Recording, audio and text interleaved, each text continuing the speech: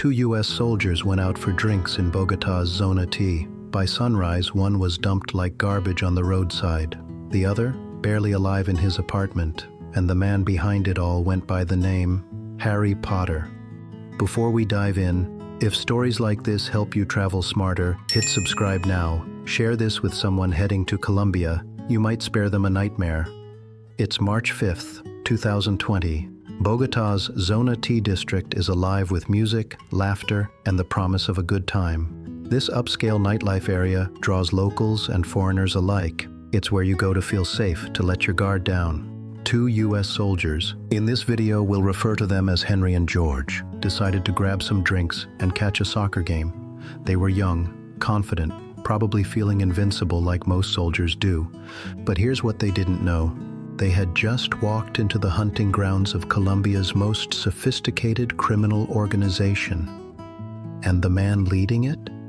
He went by a name that would make you laugh if you didn't know what he was capable of. Stay with me, because what happens next will shock you. And the method this criminal used, it's still happening in bars across Colombia today. Jefferson Arango Castellanos, on paper, just another name. But on the streets of Bogotá, he was known as Harry Potter. Now, this wasn't some joke nickname. This Harry Potter had a different kind of magic, the kind that could make your memory disappear, your bank account empty, and in some cases, make you disappear altogether. Harry Potter led a crew called Los Tomaseros, and they had turned drugging and robbing into a science. But here's the terrifying part. This wasn't just about money. What would you do if you realized your drink had been spiked and you were surrounded by criminals? Because that's exactly the nightmare Henry and George were about to face. Here's how it went down, and pay attention because this playbook is still being used. The soldiers walked into that bar thinking it was just another night. They ordered drinks, found seats with a good view of the game. The place felt upscale, polished, safe enough. That false sense of security, it's part of the setup. Wrong. The moment they sat down, they were marked. A woman approached their table, attractive, friendly, the kind of distraction that works every single time.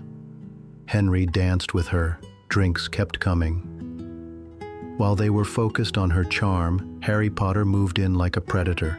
Red polo, white sneakers, easy charm.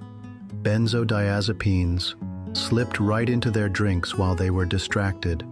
These aren't party drugs. These are powerful sedatives that wipe your memory and leave you completely helpless. Here's the question that haunts me. How many times has this exact scenario played out in bars across Colombia? How many victims never even knew what hit them? By the time Henry and George realized their balance was fading, the night wasn't theirs anymore. Within hours, security cameras captured something chilling. Henry and George, stumbling like zombies, being guided into a car with Harry Potter and his crew. They weren't walking. They were being carried like luggage. And then the real horror began. What happened next wasn't random violence. It was organized crime at its most brutal. ATM after ATM, card after card. Harry Potter's crew drained everything while Henry and George hung helpless in the back seat, their minds completely gone. But here's the most diabolical part. They had a trick that would give them complete access to everything. George was told he needed to pay for something small. A device appeared, looking like a credit card reader. What happens next shows just how professional this crew was, and it's why their scam is still happening today. Confused and drugged, he typed his PIN, only it wasn't a reader, it was a phone. Now the crew had the keys to everything. But here's what makes this story even more sinister. This wasn't Harry Potter's first rodeo. This was a machine, a business model built on human suffering. By sunrise, Bogotá was gray and empty. A car stopped. The door opened. Henry's body was dragged out and left on the roadside like trash, unconscious, robbed, broken. George was left barely conscious in an apartment, his memory completely wiped, his accounts drained. But they were the lucky ones. Because Harry Potter's crew didn't just rob people, they delete them. Alexandra Ania. Remember that name. She was the sister of a Colombian prosecutor, someone who should have been protected, someone who mattered to people in power. But when Harry Potter's crew targeted her, none of that mattered. They drugged her with the same method, same benzodiazepines, same playbook. But Alexandra never woke up. Her death proved something terrifying.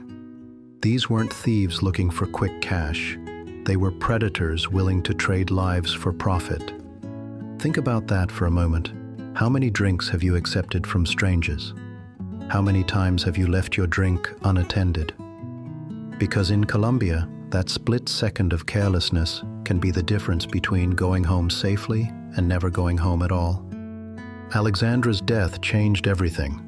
When you delete the sister of a prosecutor, you don't just anger the police, you anger the entire system. And that's when Harry Potter's magical tricks stopped working. Colombian police went to war, phone taps, a TM camera analysis, vehicle tracking.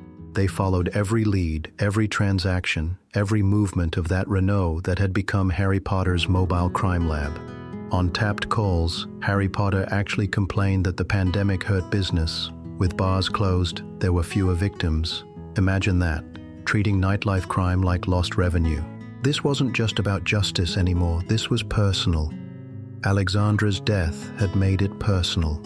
Here's what I find fascinating about this case, and terrifying for anyone living abroad. How long would it take criminals in your city to identify you as a foreign target? How would you even know you were being watched? Because that's exactly what Harry Potter was doing. He picked targets by how they dressed and acted. Flashy watches, expensive shoes, cards with no limits. Henry and George fit the profile perfectly. Loud, confident, new to Bogota. Exactly the kind of gringos who glowed in the dark. If you're watching this channel, chances are you fit that profile perfectly. By December 2020, the net was closing. Harry Potter thought he was untouchable, that his magic tricks would keep working forever. But when Colombian police kicked down his door, the illusion shattered. He confessed everything to the FBI, every detail, every victim, every method.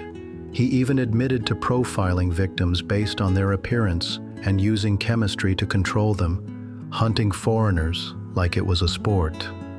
But here's the real kicker, and this should terrify every expat living abroad. In 2023, Harry Potter was extradited to Miami. By May 2024, he was sentenced to nearly 49 years in U.S. federal prison. 49 years. That's not just justice, that's a message. But let's talk about the real victims here. Henry and George survived, but survived doesn't mean they were okay. One of them later described the ordeal as devastating. Sleepless nights, his marriage destroyed, his military career cut short. Think about that. One night out, one spiked drink, and their entire lives were derailed. And Alexandra? She never got a second chance. This wasn't just a scam. This was organized crime that destroyed lives, American and Colombian alike. Here's what keeps me up at night about this story. Harry Potter is in prison, but his methods, they're still out there. Right now, in bars across Bogota, across Colombia, across Latin America, someone is using his playbook. So let me ask you directly, would you risk going out in Bogota's Zona if you knew this story? Because here's the brutal truth, this could happen anywhere. Harry Potter's crew targeted upscale areas specifically because that's where the money is, where foreigners feel safe. What Los Tomaseros counted on was politeness, trust, and your need to be the fun version of yourself in a foreign city. They weaponized normal human behavior. If you're living abroad or planning to, here are the hard truths you need to hear. Own your glass like your wallet. If you put it down, it's done. Control your exits. Rides offered by strangers are leverage, not help. Never enter pins or payments when you're buzzed. Not tonight is a complete sentence. And if your body feels heavy, foggy, wrong, don't argue with pride. Pay your tab, call a trusted ride, get out. Your accent, your clothes, your phone. Everything about you screams target if you're not careful. This is why Gringo Files exists. These aren't just scary stories. These are warnings that could save your life. If this story opened your eyes to the dangers expats face abroad, make sure you're subscribed. I have more true crime stories from Latin America that every expat needs to hear. Hit the notification bell so you never miss a video that could literally save your life. Now I want to hear from you.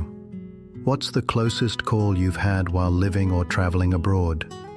When the room tilted, when the friendliness got a little too helpful, what would you have done? Drop your story in the comments. Your experience could be the warning that saves someone else's life. Because in places like Colombia, one drink really can change your life forever.